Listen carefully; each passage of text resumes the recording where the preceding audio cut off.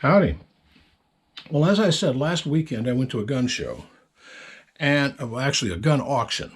And near the end of the auction, they were auctioning off some swords and knives. And this was the last thing in the show. This one I'll get to in a minute, but this was what I bought. And it is not a real one.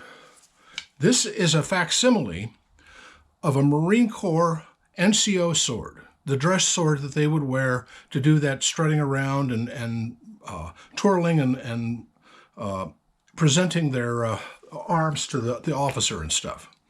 And this is a exact copy. I mean, it is perfect, down to the little star here and this inscription here. It's all perfect, except on the back here it says Atlanta Cutlery, India. And as far as I know, that is not a military procurement location, and this is just a facsimile copy. Well, it only cost me $40, so it was worth it. And this is metal. It's probably cheap pot metal, but it's metal. This is not sharpened, so that's I guess a good point on it. But let's see, it would go this way.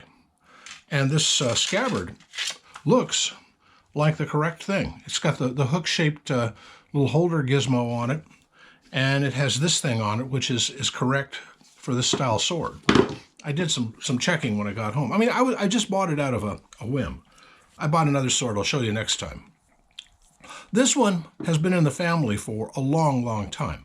It's not a sword. Calm down. I think this is actually Civil War vintage. At the moment, it's holding a World War I bayonet, but that's just the way it was presented to me. My granddad might have told me where he got it. I have no idea. I don't remember. If so, I was too young to remember. He gave this to my dad, and when Dad passed, I inherited it. And I, to this day, have no clear idea where it came from. Looks like it's been worked on here, and it's rusted through right there. This whole thing is just coated with patina, I think they call it. I call it rust. But it has, if you'll notice, it has the same sort of thingy on the end as this sword. It has a slightly more of a bow to it than that one, so and it's also considerably longer. So I don't think this, as a matter of fact, I just tried it, and it does not fit in the scabbard. But it's an interesting looking scabbard, and it also has these saddle rings, or whatever they are, on the side. I don't know if they're for proper carriage or what, but interesting scabbard.